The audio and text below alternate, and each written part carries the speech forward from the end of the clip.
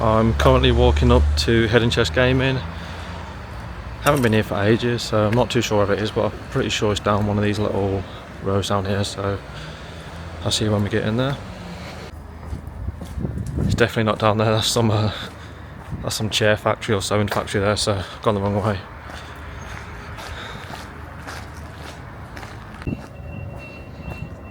Right, we found it now.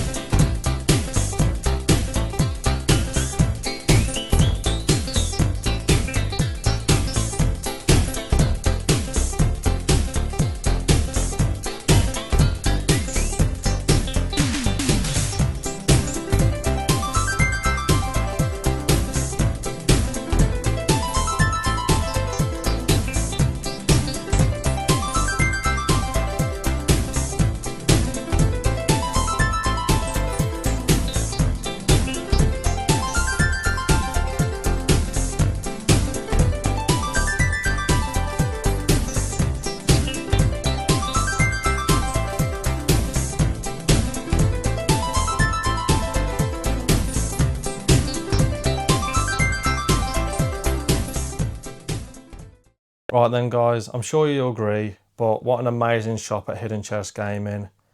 What I'm going to do, I'm going to intersperse my pickups with the footage just to keep it more interesting for you guys, but I'm sure from what you just saw, amazing stuff.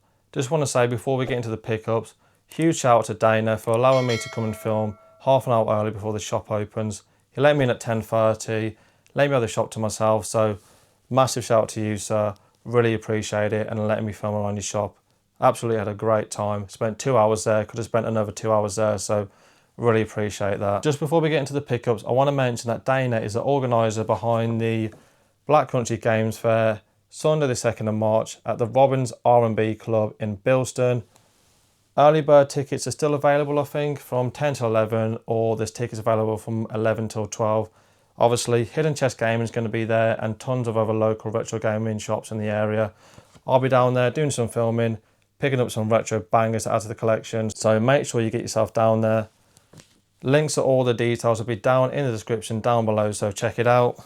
First addition to the collection is Resident Evil 4 for the Nintendo Wii. Spent £4 on that, just a glaring omission from the Wii collection. Got great memories of playing this back in the day, and I absolutely love Resident Evil 4, so one that I needed to add to the collection.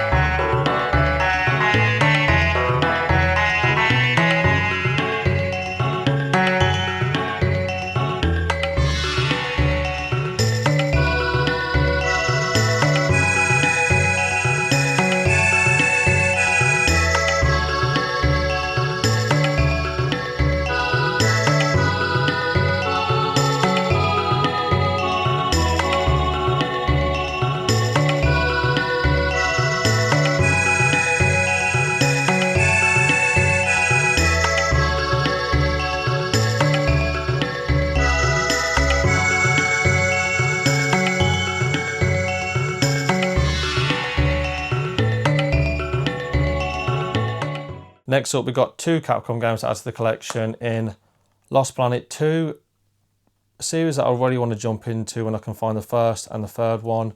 Really want to get into third-person shooters because I haven't played one for ages, so looking forward to jumping into this one.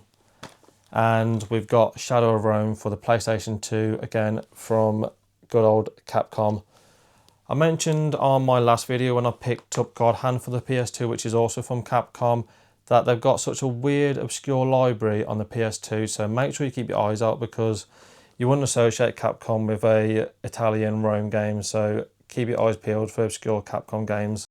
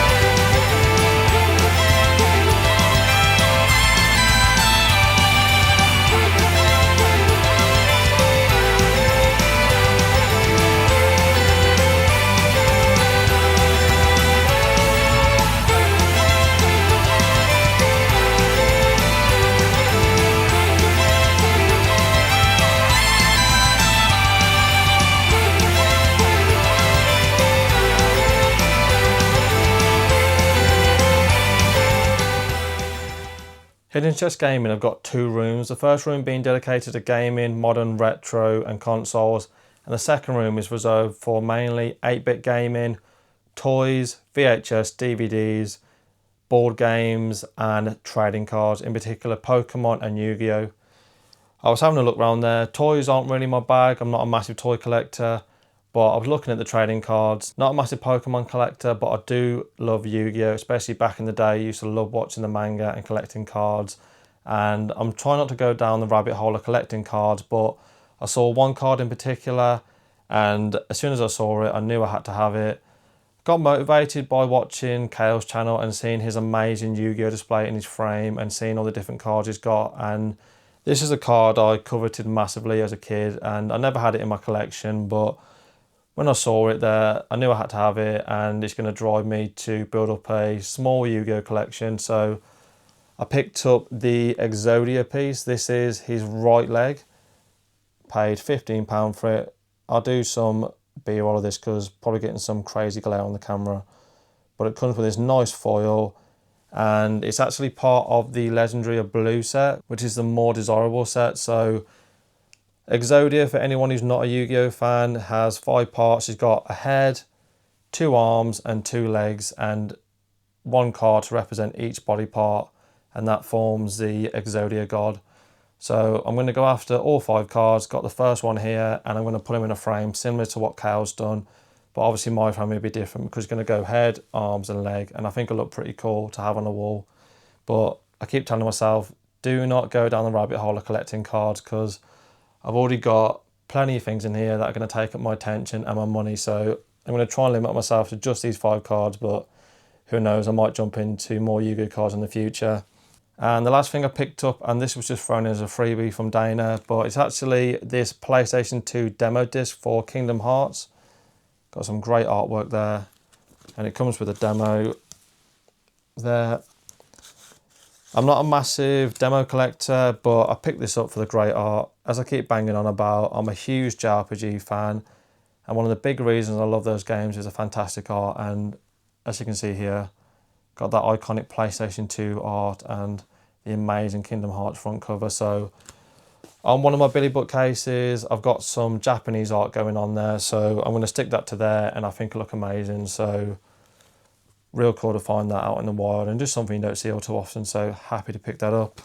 So those are the pickups then. Nothing too crazy in terms of heavy hitters or expensive games, but I am trying to limit myself because I've got a massive retro game hunt planned for next month. Obviously, got the Black Country Games Fair coming up, so I'll be there buying some games to add to the collection.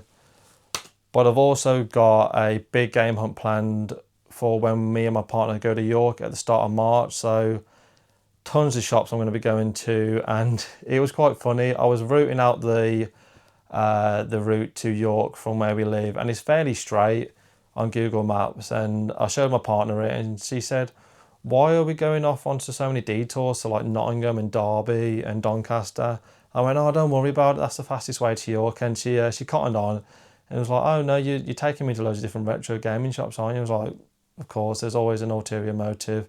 But she's cool with it. But I'll be sure to bring you guys along for that. So I'm just being conscious of how much money I'm spending. But great pickups there, and real cool to add those to the collection. And I just want to say again, massive shout out to Dana and Hidden Chest Gaming in general for being so accommodating for me, inviting me in to film there, letting me have the shop to myself for half an hour, and just great to have a conversation.